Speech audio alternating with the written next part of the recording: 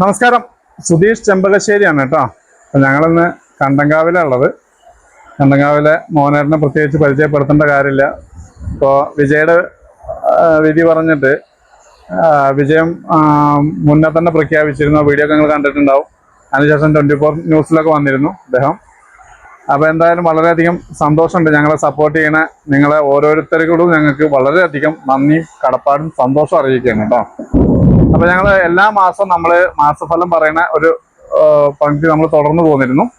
അപ്പോൾ അത് ഈ മാസം നമ്മൾ ഇടവമാസം 1-ാം തീയതി മുതൽ 30-ാം തീയതി വരെയുള്ള മാസത്തെ എല്ലാ നക്ഷത്രക്കാരുടെയും ഫലം എങ്ങനെയുണ്ട് എന്നുള്ളതിനെ കുറിച്ച് ആണ് ഇന്നിപ്പോൾ പറയണത്. ഇത് എല്ലാ മാസവും ഉണ്ട് കേട്ടോ. എല്ലാ മാസവും 1-ാം തീയതി നമ്മൾ കൃത്യമായിട്ട് അത് പോസ്റ്റ് ചെയ്യുന്നതായിരിക്കും. അപ്പോൾ ഇതിന് ഒരുപാട് സപ്പോർട്ടേഴ്സ് നമുക്കുണ്ട്. ഇത് കണ്ടിട്ടില്ലെങ്കിൽ അല്ലെങ്കിൽ ഇപ്രാവശ്യം ഇടില്ല എന്നൊക്കെ മുന്നേ കൂട്ടി ചോദിക്കുന്ന ആളുകൾ പോലും ഈ ഒരു പങ്ക്തിക്ക് ഉണ്ട് എന്നുള്ളതാണ് വലിയ സന്തോഷം. അപ്പോൾ മാക്സിമം നിങ്ങൾ ഈ വീഡിയോ ഒന്ന് ഷെയർ ചെയ്യുക, ലൈക്ക് ചെയ്യുക, കമൻറ്റ് ചെയ്യുക. അപ്പോൾ നമുക്ക് ഇദ്ദേഹം എല്ലാ നാളുകാരുടെയും കാര്യങ്ങളെക്കുറിച്ച്, ഈ മാസത്തെ നാളുകളെക്കുറിച്ച് വ്യക്തമായിട്ട് പറഞ്ഞു തരും. അപ്പോൾ എല്ലാവരും ഈ വീഡിയോ മാക്സിമം ഷെയർ ചെയ്യുക. ഞാനത് ഫേസ്ബുക്കിലും യൂട്യൂബിലും ഇൻസ്റ്റാഗ്രാമിലും അപ്ലോഡ് ചെയ്യും. ഫേസ്ബുക്കിലും ഇൻസ്റ്റാഗ്രാമിലും ആദ്യമായിട്ട് വീഡിയോ കാണുന്ന ആളുകളാണെങ്കിൽ ഒന്ന് പേജ് ഫോളോ ചെയ്തിട്ട് വീഡിയോ കാണാം. യൂട്യൂബിലാണെങ്കിൽ ഒന്ന് സബ്സ്ക്രൈബ് ചെയ്ത് കൊടുക്കുക. മാക്സിമം ലൈക്ക്, ഷെയർ, കമൻറ്റ് ചെയ്യുക കേട്ടോ. ഓക്കെ. ജ്യോതിഷ ഭക്തിയിലേക്ക് എല്ലാ മാന്യ പ്രേക്ഷകർക്കും സ്വാഗതം. ഇപ്പോൾ ഞാനും സുധിയും ഇപ്പോൾ നേരത്തെ തന്നെ പറഞ്ഞു, ഞങ്ങൾ രണ്ടുപേരും പരിചയപ്പെടുത്തണ്ട. അപ്പോൾ ഞങ്ങളുടെ പ്രേക്ഷകരെ എന്ന് പറയുന്നത് ഞങ്ങളുടെ കൂടപ്പിറപ്പുകൾ തന്നെയാണ്. തീർച്ചയായിട്ടും ഞങ്ങളെൻ്റെ പ്രേക്ഷകരായിട്ടുള്ള കാണുന്നത്. പ്രത്യേകിച്ചും ഈ കണ്ടന്റാവുന്ന ഇറക്കുന്ന ഈ വീഡിയോ ഒരുപാട് നല്ല വശങ്ങൾ സംഭവിച്ചിട്ടുണ്ട്. അതുപോലെ തന്നെ നിങ്ങൾക്ക് ഓരോ നക്ഷത്രക്കാർക്കും നല്ലതായി തന്നെ സംഭവിക്കട്ടെ എന്ന് നിങ്ങൾക്ക് ഏവർക്കും വേണ്ടി പ്രാർത്ഥിച്ചുകൊണ്ട് ഞാൻ ഈ വീഡിയോ നിങ്ങൾക്ക് വേണ്ടി സമർപ്പിക്കുകയാണ്. അപ്പോൾ ആദ്യമായി പറയുകയാണെങ്കിൽ അശ്വതി, ഭരണി, കാർത്തിക കാൽഭാഗം വരുന്ന മേടക്കൂറുകാർ. ഈ മേടക്കൂറുകാരെ സംബന്ധിച്ച് ഇടവമാസം 1-ാം തീയതി മുതൽ 30-ാം തീയതി വരുന്ന ദിവസങ്ങളിൽ, അതായത് മെയ് 15-ാം തീയതി മുതൽ ജൂൺ 14-ാം തീയതി വരെ വരുന്ന ദിവസങ്ങളിൽ നിങ്ങൾക്ക് ഏത് തരത്തിലാണ് ഈ നക്ഷത്രഫല ചിന്തയിലെ ഗുണങ്ങളും ദോഷങ്ങളും സംഭവിക്കേണ്ടത് എന്നുള്ളതാണ് ഞാൻ പറയാൻ ആഗ്രഹിക്കുന്നത്. അപ്പോൾ ഈ മേടക്കൂറുകാരെ സംബന്ധിച്ച് ഈ ദിവസങ്ങളിൽ, അതായത് അശ്വതി, ഭരണി, കാർത്തിക കാൽഭാഗം വരുന്ന മേടക്കൂറുകാരെ സംബന്ധിച്ച് ശനിക്ക് യാതൊരു മാറ്റങ്ങളും സംഭവിച്ചിട്ടില്ല. അത് മീനരാശിയിൽ തന്നെയാണ്. അപ്പോൾ 7ര ശനി ദോഷം തന്നെയാണ്. എന്നാൽ ഇവർക്ക് 3-ൽ വരുന്ന വ്യാഴം അത് ചില ഗുണങ്ങളായിരുന്നു. അതായത് മിഥുന രാശിയിൽ അതിന് ഒരു സ്ഥാനമാറ്റം വരുന്നുണ്ട് ഇതിൻ്റെ അർദ്ധഭാഗത്തിൽ. അതായത് ജൂൺ 2-ാം തീയതിയോടുകൂടെ വ്യാഴത്തിൻ്റെ ഒരു മാറ്റമുണ്ട്. അത് അവർക്ക് ഒരു ചില ദോഷങ്ങളാണ് വരേണ്ടത്. വ്യാഴം ഒരു തടസ്സകാരകനായി വരും. കാരണം 4-ാം ഭാവത്തിൽ വരുന്നത് വളരെ ശ്രേയസ്സല്ല. എന്നാൽ ഈ വ്യാഴം പ്രത്യേകിച്ച് കർക്കിടക രാശിയിൽ വരുമ്പോൾ ആ ക്ഷേത്രം കൊണ്ട് ചില ബലങ്ങളുണ്ട്, അതുകൊണ്ട് ചില നേട്ടങ്ങളും ഉണ്ട്. അപ്പോൾ ഒരു ദോഷങ്ങൾ ഉണ്ടെങ്കിലും ആ വ്യാഴത്തിനെ കൊണ്ട് ഒരു ഗുണങ്ങളുണ്ട്. അതുപോലെ തന്നെ ലഗ്നാൽ ചൊവ്വ മാറി വരുന്ന ഒരു അവസരമുണ്ട്. അതുപോലെ തന്നെ ശുക്രൻ്റെ മാറി വരുന്ന അവസരങ്ങളുണ്ട്. എന്നാലും ഈ രാശിക്കാരെ സംബന്ധിച്ച് സമ്മിശ്ര ഫലങ്ങളാണ് വരിക. അതിനേക്കാൾ കൂടുതൽ നല്ല ഫലങ്ങൾ തന്നെയാണ് കാണേണ്ടത്. അപ്പോൾ മേടൻ രാശിക്കാരെ കുറിച്ച് ഈ 30 ദിവസങ്ങൾ സംഭവിക്കേണ്ട കാര്യങ്ങളിൽ ജോലി ചില ശ്രദ്ധക്കുറവ് മൂലം അനാസ, അതുകൊണ്ട് ചില പിഴവുകൾ സംഭവിക്കാം. അത് വളരെ ജാഗ്രതയായിരിക്കണം. അതായത് ഒരു അനാസയും കാണിക്കാതെ കണ്ട് ശ്രദ്ധാപൂർവം മുന്നോട്ട് പോവുക. പ്രധാനമായി കാണേണ്ടത് 2-ാം ഭാവം കൊണ്ട് തൊഴിൽ 10 ഭാവങ്ങളാണല്ലോ കാണുന്നത്. അപ്പോൾ ഈ 2-10 ഭാവങ്ങൾ വരുന്ന തൊഴിൽ, വാക്ക്, പ്രവൃത്തി ഇതിനൊക്കെ ചില ബുദ്ധിമുട്ടുകൾ ഇല്ലാതിരിക്കണം. അതുപോലെ തന്നെ 4-5 ഭാവങ്ങൾ കൂടി കാണുമ്പോൾ തടസ്സങ്ങളൊക്കെ വരാതെ കണ്ട് സൂക്ഷിക്കേണ്ടത് ഈ നക്ഷത്ര ഭാഗങ്ങളുടെ കർത്താവാവുന്ന അശ്വതി, ഭരണി, കാർത്തിക വരുന്ന മേടക്കൂറിൻ്റെ അധിപനായി വരുന്ന നിങ്ങൾ ഓരോരുത്തരും വളരെ ശ്രദ്ധാപൂർവം മുന്നോട്ട് പോകണം എന്നുള്ള പറയേണ്ടത്. എന്നിരുന്നാലും മനപ്രയാസങ്ങൾ വരാം. അത് ഭവനത്തിലായാലും തൊഴിൽ സ്ഥലത്തായാലും. അപ്പോൾ ഇങ്ങനെ വരുന്നതിനും അതുപോലെ തന്നെ അറിവില്ലായ്മ അല്ലെങ്കിൽ ശ്രദ്ധക്കുറവുകൊണ്ട് ധനനഷ്ടങ്ങളും വരാം. അപ്പോൾ ഇതിനൊക്കെ പാകപ്പെടുത്തി എടുക്കാനും സമാധാനത്തോടുകൂടെ മുന്നോട്ട് പോകാനും നല്ല മാർഗങ്ങൾ എന്നുള്ളത് തീർച്ചയായിട്ടും ഭക്തി പുരസരം ക്ഷേത്ര വഴിപാടുകളാണ് എന്നുള്ളത് നിങ്ങൾക്കും അറിയാം.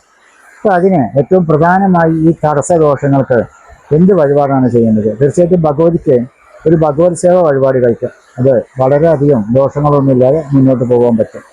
അതേപോലെ തന്നെ ചില മാനഹാനികളോ തർക്കങ്ങളോ വരാനുള്ള ഒരു സാധ്യതകളും ഉണ്ട്.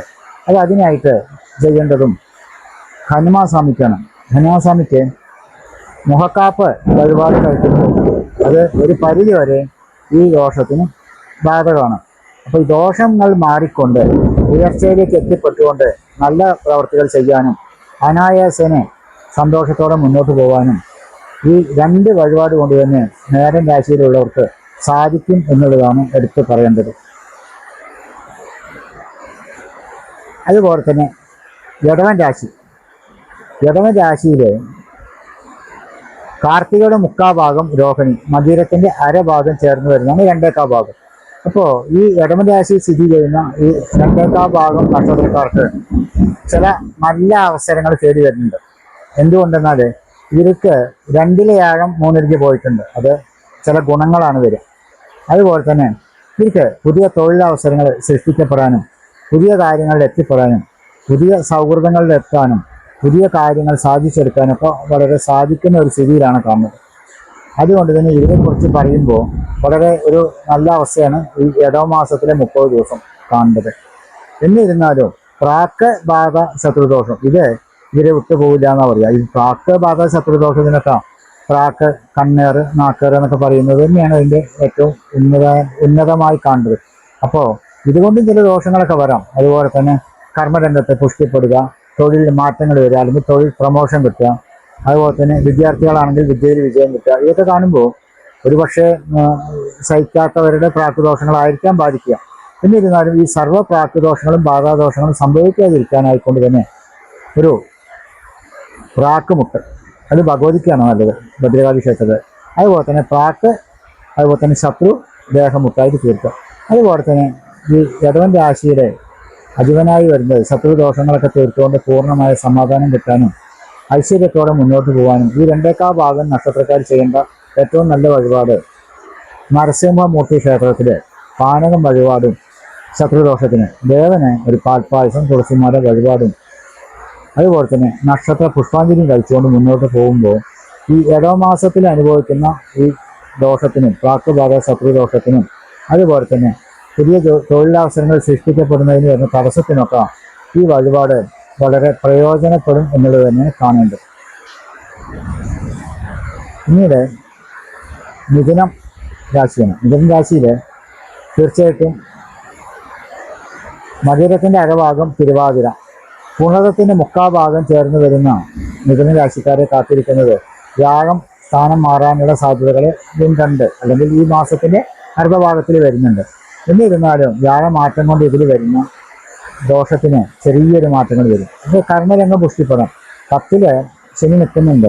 10ാം ഭാവം കൊണ്ട് കാണുമ്പോൾ ശനി കർമ്മസ്ഥാനത്ത് തന്നെയാണ് സ്ഥിതി ചെയ്യുന്നത്. എന്നിരുന്നാലും വ്യാഴം ലഗ്നത്തിൽ നിന്ന് മാറുമ്പോൾ അത് ചില സന്തോഷങ്ങളാണ് വരുത്തുക. അപ്പോൾ വാക്ക്, പ്രവൃത്തി, കർമ്മം, അതുപോലെ തന്നെ ഇതിലൊക്കെ ചില നേട്ടങ്ങളുണ്ടാവാം, ഐശ്വര്യങ്ങളുണ്ടാവാം, അഭിവൃദ്ധികളുണ്ടാവാം. അങ്ങനെയാണ് കാണുന്നത്. അപ്പോൾ ഇതിനും നേരിയ സമാധാനത്തിലും സന്തോഷത്തിലും അഭിവൃദ്ധിയിലും പോകാൻ കഴിയും എന്നാണ് ഇതുകൊണ്ട് സൂചിപ്പിക്കുന്നത്. ഇങ്ങനെ വരുമ്പോൾ ഈ വ്യാഴത്തിൻ്റെ മാറ്റം, അതുപോലെ തന്നെ കർമ്മസ്ഥാനത്ത് ശനി 10ലും വരിക. അപ്പോൾ ഇങ്ങനെ വരുമ്പോൾ മനപ്രയാസങ്ങൾ വരും, ബുദ്ധിമുട്ടുകൾ വരും. അതുപോലെ തന്നെ അറിയാതെ ഒരു ചില ധനച്ചെലവും വരാമെന്ന് പറയും.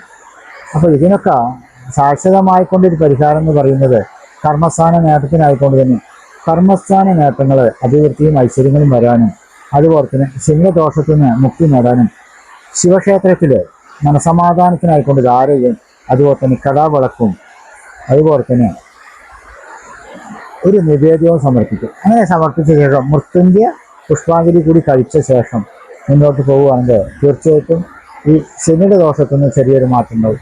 വ്യാഴമാറ്റം ചില ഗുണങ്ങളുമാണല്ലോ. അപ്പോൾ തീർച്ചയായിട്ടും ഇവർക്ക് ഈ വഴിപാടോടുകൂടെ തന്നെ ഈ ഇടവമാസത്തിലെ നേട്ടങ്ങളും ഐശ്വര്യങ്ങളും അഭിവൃദ്ധികളും ആവും എന്നുള്ളത് തന്നെയാണ് കാണേണ്ടത്. ഇങ്ങനെ വരുമ്പോൾ നിങ്ങൾക്ക് ഈ ഇടവമാസം വളരെ പ്രയോജനപ്പെട്ട് നല്ലതാവട്ടെ എന്ന് പ്രാർത്ഥിക്കാം. പിന്നീട് കർക്കിടക രാശിയാണ്. കർക്കിടക രാശിയിൽ പുണർത്തത്തിൻ്റെ കാൽഭാഗം പൂജ്യം ആയില്ല. ഇങ്ങനെ വരുന്ന 2 ഭാഗം നക്ഷത്രക്കാർക്ക് ഭവനത്തിൽ ഒരു സ്വസ്ഥത ഇല്ലായ്മകൾ വരാം, ഭവനത്തിൽ തർക്കങ്ങളോ ദോഷങ്ങളോ വരാം, അതുപോലെ തന്നെ കർമ്മസ്ഥാനത്ത് ചില വിഘ്നങ്ങൾ വരാം, സമാധാനം കുറയുന്ന അവസരങ്ങൾ വരാം, പൊതുവെ മനപ്രയാസങ്ങൾ വരാം. പ്രത്യേകിച്ച് വ്യാഴം മാറുമ്പോൾ അത് ലഗ്നവ്യാഴമായിട്ടാണ് മാറുക. വ്യാഴം ഉച്ചത്തിലാണ്. അപ്പോൾ അതുകൊണ്ട് തന്നെ ചെറിയ ബുദ്ധിമുട്ടാണ് വ്യാഴത്തിൻ്റെ പകർത്തുകൊണ്ട് കാണുന്നത്. അതുപോലെ തന്നെ മറ്റുള്ള ഗ്രഹങ്ങളെ വെച്ചുകൊണ്ട് കാണുമ്പോഴും വളരെ സമാധാനം കിട്ടുന്ന ഒരു സ്ഥിതിയിലല്ല. അങ്ങനെ വരുമ്പോൾ തീർച്ചയായിട്ടും ഇതിന് പരിഹാരാർത്ഥമായിട്ട് ചെയ്യേണ്ടത് ആദ്യം വ്യാഴത്തിൻ്റെ നേതൃത്വത്തിനായിക്കൊണ്ട് വിഷ്ണു ക്ഷേത്രത്തിൽ പാൽപ്പായസം, തുളസിമാല, നെയ്വിളക്ക് വഴിപാട് കഴിക്കുക, ദേഹപുഷ്പാഞ്ജലി. അപ്പോൾ വ്യാഴത്തിന് വരുന്ന ദോഷകാര്യങ്ങൾ കുറയാൻ ഈ വഴിപാട് വളരെ ഉപകാരപ്രദമാവും. അതുപോലെ തന്നെ പിന്നീട് അക്ഷരങ്ങൾ അല്ലെങ്കിൽ വിദ്യാർത്ഥികൾ, അധ്യാപകർ അക്ഷരങ്ങൾ കൊണ്ട് ജോലി ചെയ്യുന്നവർക്ക് ഒരു ചില ബുദ്ധിമുട്ടുകൾ വരാൻ സാധ്യതകളുണ്ട്. ഇവർക്ക് ചെയ്യാൻ പറ്റിയ ഏറ്റവും നല്ല വഴിപാട് സരസ്വതി ക്ഷേത്രങ്ങളിലെ ദേഹപുഷ്പാഞ്ജലി, ദേവിക്ക് നിവേദ്യം, അതുപോലെ തന്നെ വിളക്ക് മാല വഴിപാട് സമർപ്പിച്ചുകൊണ്ടും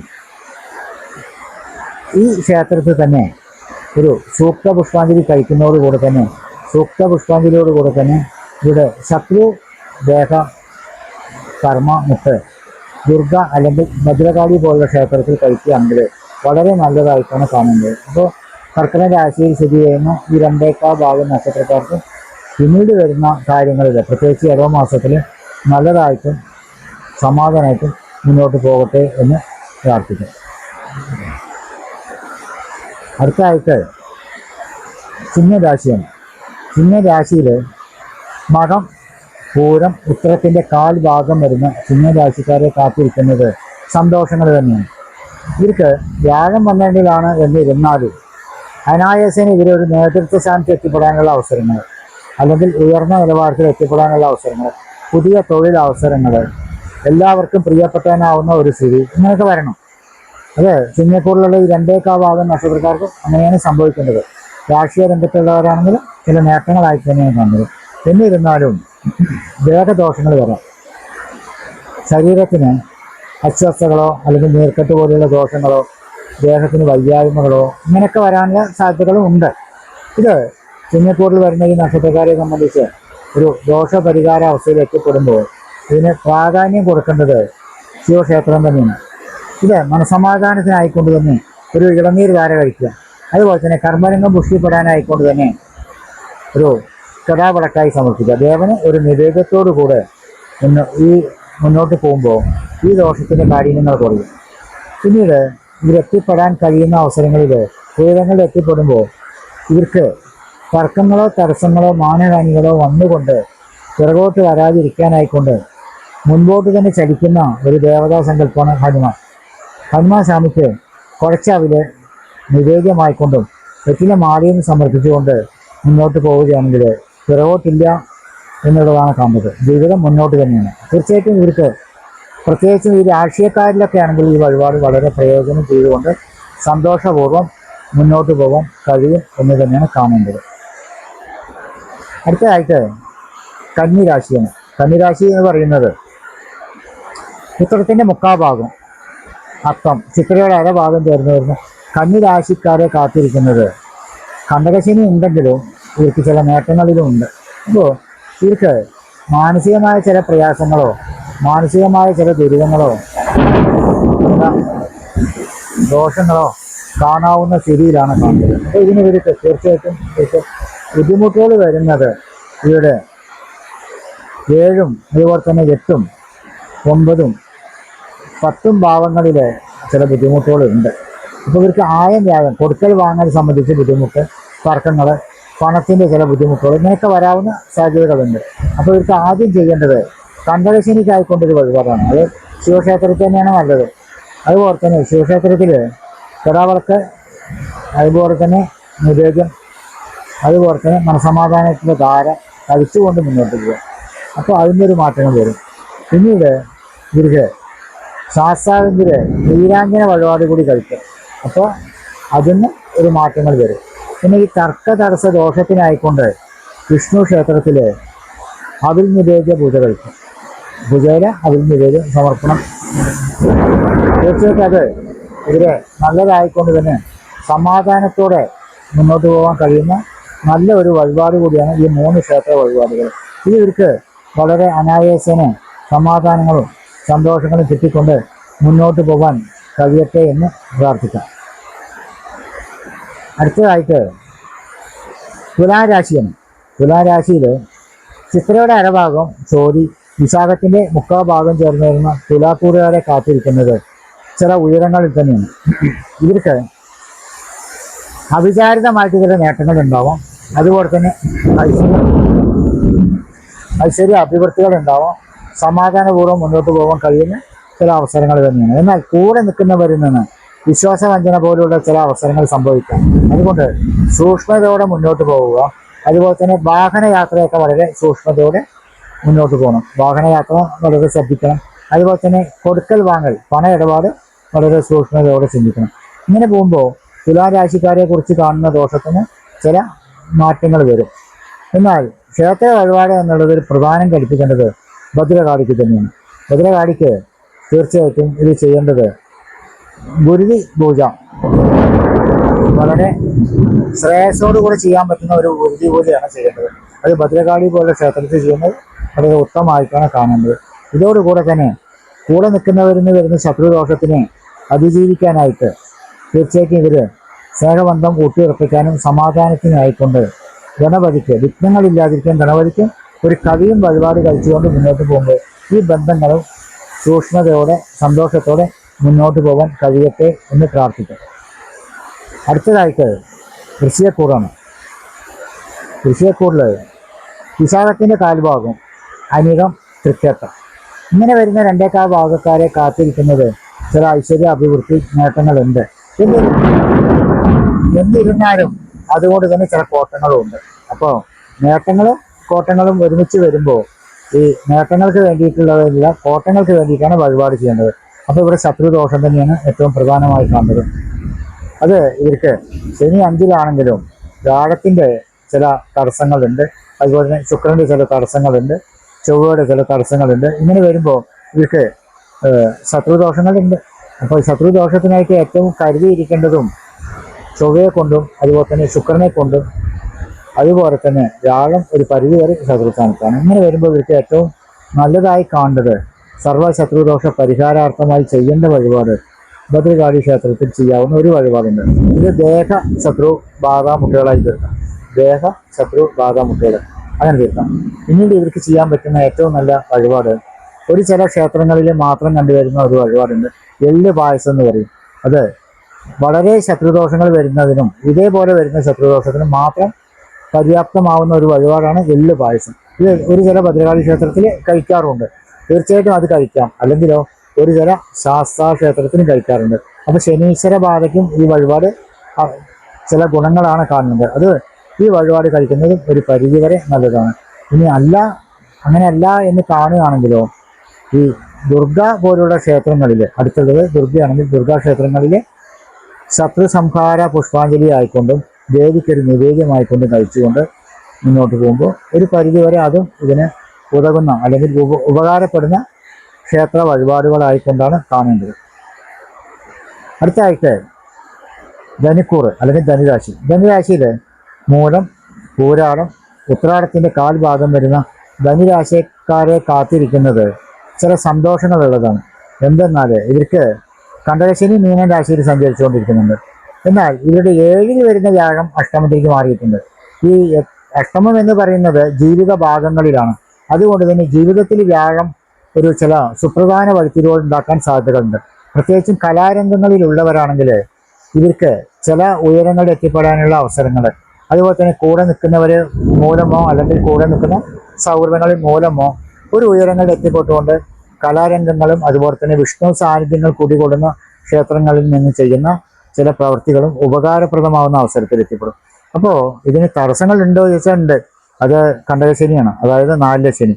4 ശനി തടസ്സങ്ങളുണ്ട്. അതുപോലെ തന്നെ 5-ൽ ചൊവ്വ എന്ന് പറയുന്നത് ഒരു ചില തടസ്സങ്ങളുണ്ട്.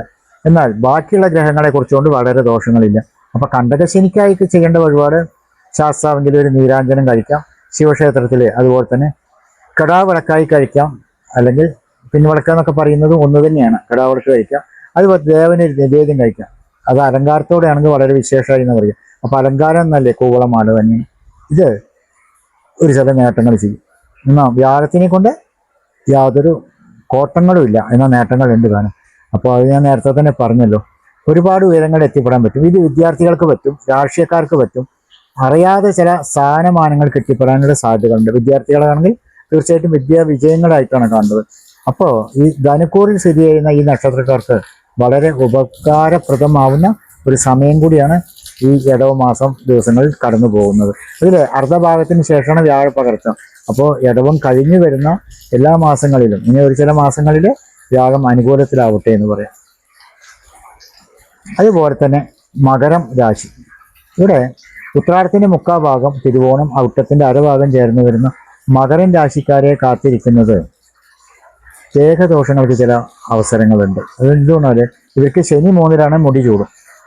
പക്ഷേ അങ്ങനെ ഇരുന്നാലും ഒരു ചില ബുദ്ധിമുട്ടുകൾ ഉണ്ടാക്കും. ആ ബുദ്ധിമുട്ടുകൾ ഇവരെ എങ്ങനെ അനുഭവിക്കാമെന്ന് പറഞ്ഞാൽ ദേഹദോഷങ്ങളാണ് ഏറ്റവും കഠിനമായി കാണുന്നത്. ഈ ദേഹദോഷങ്ങൾ പനി, അതുപോലെ തന്നെ അല്ലെങ്കിൽ നീർക്കെട്ട് ദോഷങ്ങൾ, അതുപോലെ തന്നെ അസ്ഥി ദോഷങ്ങളൊക്കെ സംഭവിച്ചുകൊണ്ട് ചില സങ്കടങ്ങളിൽ കൂടെയാണ് സമയം കടന്നു പോകണമെന്ന് പറയും. അങ്ങനെ പോകുമ്പോൾ ഈ അസ്വസ്ഥതകളെ കൊണ്ടും അതുപോലെ തന്നെ ബുദ്ധിമുട്ടുകളെ കൊണ്ടും കാണുന്നതിന് തീർത്തും ഒരു പരിഹാരാർത്ഥമായി ചെയ്യേണ്ട വഴിപാട് എന്ന് പറയുന്നത്, ഇവർക്ക് പൊതുവെ പറയുമ്പോൾ ഈ ശനി മാത്രമാണ് ഭാഗ്യസ്ഥാനത്തുള്ളത്. മറ്റുള്ള ഗ്രഹങ്ങളെ കൊണ്ട് ചില ബുദ്ധിമുട്ടുകളാണ്. അതുപോലെ തന്നെ ഒരു ഉപകാരപ്രദമാവുന്ന ഒരു അവസരത്തിലേക്ക് പോവുക, അല്ലെങ്കിൽ ഒരു മുഹൂർത്ത സമയത്തേക്ക് എത്തിപ്പെടുക എന്ന് പറയുമ്പോൾ അത് ഒരു സങ്കടത്തിലാണ് വരിക. അപ്പൊ അതിനെന്താ ചെയ്യാം? ഉപകാരപ്രദമാവുന്ന ഈ സമയങ്ങളിൽ വരുന്ന ഈ ശത്രുദോഷത്തിന് തടസ്സങ്ങൾ വരുന്നത് വിഘ്നദോഷങ്ങളായിട്ടാണ് കണ്ടത്. അപ്പൊ തീർച്ചയായിട്ടും ഇവർ ചെയ്യേണ്ട പ്രധാന വഴിപാട് വിഘ്നേശ്വരനാണ്, അതായത് ഗണപതിക്ക് ഒരു ഗണപതി ഹോമം പോലെയുള്ളത് കഴിക്കുന്നത് നല്ലതാണ്. അല്ലെങ്കിലോ കറുകമാല, നെയ്വിളക്ക്, ഒറ്റപ്പം കഴിക്കുന്നത് നല്ലതാണ്. ഇതിൽ ഏതെങ്കിലും ഒരു വഴിപാട് തിരഞ്ഞെടുത്ത് ഗണപതിക്ക് കഴിക്കുക. അപ്പോൾ വിഘ്ന നിവാരണ ദോഷത്തിന് പരിഹാരങ്ങളായി. അതുപോലെ തന്നെ പിന്നീട് അവർക്ക് വരുന്ന ദോഷത്തിന് ഒരു പരിധി വരെ ഭഗവതിയിൽ തന്നെയാണ്. ഭഗവതിക്ക് ചെയ്യാൻ പറ്റുന്ന വഴിപാട് ഭഗവത് സേവ, ദോഷങ്ങളൊന്നുമില്ല. ഭഗവതിയോട് സമർപ്പണം ചെയ്തുകൊണ്ട് തട്ടകത്തിലെ ഭഗവതിക്കാണ് ഈ വഴിപാട് കഴിക്കേണ്ടത്. ഇത് ഒരുപാട് ഗുണഫലങ്ങളിൽ എത്തിപ്പെടും എന്നാണ് ഇതുകൊണ്ട് സൂചിപ്പിക്കുന്നത്. അടുത്തായിട്ട് കുംഭൻ രാശിയാണ്. കുംഭൻ രാശിയിലെ പൂരോട്ടാതി, ഈ ചതയത്തിൻ്റെ ഒരു ഭാഗം, അവിട്ടത്തിൻ്റെ അരഭാഗം. അപ്പോൾ അവിട്ടം അരഭാഗം, ചതയം, പൂരോരട്ടാതി മുക്കാൽ ഭാഗം, ഇങ്ങനെ വരുന്ന 2/4 ഭാഗം. ഈ 2/4 ഭാഗം നക്ഷത്രക്കാർക്ക് ഏറ്റവും പ്രധാനമായി കാണുന്നത് ഇവർക്ക് തീർച്ചയായിട്ടും ദൃഷ്ടിയിൽ നിൽക്കുന്നതാണ് വ്യാഴം. അതായത് കർക്കിടക രാശിയിലാണ് വ്യാഴം നിൽക്കുന്നത്. എന്നാൽ ഇവർക്ക് 7.5 ശനി മീനത്തിലുണ്ട്. അപ്പോൾ ഈ ശനിയേക്കാൾ ഉയർന്ന ഗ്രഹം വ്യാഴം തന്നെ ആയതുകൊണ്ട് വ്യാഴം അനുകൂലത്തിലും 7.5 ശനി കൊണ്ട് അലച്ചില്ലെന്നാണ് പറയുക. അങ്ങനെ വരുമ്പോൾ ഇവർക്ക് പൂർവാധികം സമാധാനം കിട്ടാൻ മറ്റൊരു ഗ്രഹം കൂടി സ്ഥിതി ചെയ്യുന്നുണ്ട്. അത് ഇവർക്ക് ഗുണഫലങ്ങളാണ് വരിക. ശുക്രൻ, അതുപോലെ തന്നെ ബുധൻ, ഈ ഗ്രഹങ്ങളൊക്കെ ഇവർക്ക് ഈ സമയങ്ങളിൽ, അതായത് ഈ ഇടവമാസത്തിൽ ചില ഗുണഫലങ്ങളാണ് സംഭവിക്കുക. അപ്പോൾ ഇവരെ സംബന്ധിച്ച് ഇതുവരെ അനുഭവിച്ച ദോഷത്തുനിന്ന് ഒരു മുക്തി കിട്ടും. അതുപോലെ തന്നെ നീർക്കെട്ട്, വ്യാധി ദോഷങ്ങൾക്കും ഒരു മാറ്റങ്ങൾ വരും.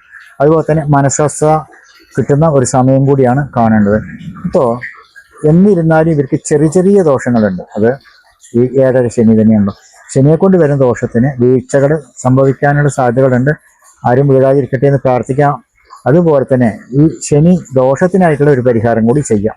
അത് തീർച്ചയായിട്ടും ശാസ്താവിന് തന്നെയാണ് ചെയ്യാൻ വേണ്ടത്. ശാസ്താവിന് ഒരു നെയ്വിളക്ക് സമർപ്പിക്കുക. അതുപോലെ തന്നെ ഒരട ഭോജനമായിക്കൊണ്ട് കഴിയുമെങ്കിൽ ശാസ്താവിന് തന്നെ നെയ്വിളക്ക്, ഭോജനം, അതുപോലെ തന്നെ ഒരു മാല സമർപ്പിക്കുക. അല്ലെങ്കിലോ ഈ വഴിപാട് ഒരു പരിധിവരെ ശാസ്താവിൽ നിന്ന് ഉപകാരപ്രദമാവുന്ന വഴിപാടായതുകൊണ്ട് ഈ വഴിപാട്, അല്ലെങ്കിൽ പിന്നീട് ചെയ്യേണ്ടത് ശിവക്ഷേത്രത്തിൽ തന്നെയാണ്. ശിവക്ഷേത്രത്തിൽ കഴിയും വഴിപാടായിട്ടോ അല്ലെങ്കിൽ ധാരയും മനസമാധാനത്തിന് മൃത്യുഞ്ജയ പുഷ്പാഞ്ജലിയും കഴിക്കുന്നത് നല്ലതായി തന്നെയാണ് കാണുന്നത്. പിന്നീട് മീനൻ രാശിയാണ്. മീനൻ രാശിക്കാരെ കൊണ്ട് കാത്തിരിക്കുന്ന നക്ഷത്ര ഭാഗങ്ങൾ പൂരോരട്ടാതി കാൽഭാഗം, ഉത്തരട്ടാതി, രേവതി, ഇങ്ങനെ 2/4 ഭാഗം. ഈ 2/4 ഭാഗം നക്ഷത്രക്കാർക്ക് ജന്മശനി എന്നുള്ളതിന് മാറ്റങ്ങളൊന്നുമില്ല. എന്നാൽ ഇവർക്ക് 4-ൽ വരുന്ന വ്യാഴത്തിന് മാറ്റങ്ങളുണ്ട്. അതുപോലെ തന്നെ ഇവരുടെ ഗ്രഹങ്ങൾക്കൊക്കെ സർവത്ര ഒരു ചില മാറ്റങ്ങളുണ്ട്. അപ്പോൾ ജന്മശനിയെ കൊണ്ട് മാറ്റങ്ങൾ ഇല്ല എന്നിരുന്നാലും ചിലപ്പോൾ ഒരു പക്ഷേ ഇവർക്ക് ഒരു ചില ആളുകൾക്ക് ഇരിക്കുന്ന ഭവനത്തിൽ നിന്ന് മാറി താമസിക്കാനുള്ള ഒരു സ്ഥിതികൾ ഉണ്ടാവാം. എന്നാൽ അവിചാരിതമായിട്ടൊരു ജോലിയിൽ കയറ്റങ്ങളോ സന്തോഷങ്ങളോ ഉണ്ടാവാം. ഇവർക്ക് ശനി വരുന്ന വ്യാഴം വരുന്ന 5-ലാണ്. അപ്പോൾ അത് ഇവർക്ക് നേട്ടങ്ങളാണ്. അതുപോലെ തന്നെ ഇവർക്ക് ലഗ്നശനി എന്നുള്ളതിന് മാറ്റങ്ങൾ ഇല്ലാത്തത് കൊണ്ട് മറ്റുള്ള എല്ലാ ഗ്രഹങ്ങളും നല്ലതാവുന്നത് കൊണ്ടും ഈ ശനിയെ കൊണ്ട് ചില ബുദ്ധിമുട്ടുകളുണ്ടാകും. അപ്പോൾ ഇതിന് ഒറ്റ വഴിപാട് ഈ കഴിക്കുന്നത് വളരെ നല്ലതാണ്. അത് ഈ നവഗ്രഹ ക്ഷേത്രം, അതായത് 9 ഗ്രഹങ്ങളുള്ള ക്ഷേത്രത്തിൽ ശനി ദോഷ പരിഹാര പൂജ എന്നൊരു കർമ്മങ്ങളുണ്ട്, അതായത് പൂജാവിധികളുണ്ട്. അത് ഈ നവഗ്രഹത്തിൽ ചെയ്യാവുന്നതാണ്. ഇത് ഒരു പരിധി വരെ ഇവർക്ക് ഏറെ പ്രയോജനം കിട്ടും ജന്മശനിക്ക്. അപ്പോൾ ശനി ദോഷ പരിഹാര പൂജ അങ്ങനെ കഴിക്കാം. അതുപോലെ തന്നെ ഇവർ കാത്തിരിക്കുന്ന ഒരു മനസ്വസ്ഥ കുറയുന്നതും, അതുപോലെ തന്നെ ശാരീരികമായും മാനസികമായും ചില പ്രയാസങ്ങളും, അതുപോലെ തന്നെ വിദ്യാർത്ഥികൾക്ക് തടസ്സങ്ങളും, അതുപോലെ തന്നെ ഈ രാഷ്ട്രീയക്കാർക്കും അതുപോലെ തന്നെ ഉപകാരപ്രദമായിക്കൊണ്ട് കയ്യിലെത്തിപ്പെടുമെന്ന് ചിന്തിക്കുന്നത് നഷ്ടപ്പെടുന്ന ഒരവസരങ്ങളും സ്ഥാനമാനങ്ങളും ഒക്കെ ചിലപ്പോൾ സംഭവിക്കാനുള്ള ഒരു അവസരങ്ങൾ ഈ രാശി ബലചിന്തയിൽ കാണുന്നത് കൊണ്ട് ശത്രുക്കളെ അതിജീവിച്ചുകൊണ്ട് മുന്നോട്ട് പോകാൻ എനിക്ക് ഏറ്റവും ശ്രേഷ്ഠമായൊരു വഴിപാടുണ്ട്. അത് നരസിംഹമൂർത്തി തന്നെയാണ്. അപ്പോൾ ഈ നരസിംഹമൂർത്തിക്കും അതുപോലെ തന്നെ ഗണപതിക്കും ഈ വഴിപാടുകൾ കൂടി പറയുന്നതിൻ്റെ ഒരു കാരണം കൂടി പറഞ്ഞുതരാം. ഇവർക്കൊക്കെ ശരിയായ മുഖങ്ങളല്ല, അതായത് ജീവികളുടെ അല്ലെങ്കിൽ മൃഗങ്ങളുടെ മുഖങ്ങളാണ്. അത് നിങ്ങൾക്കറിയാലോ.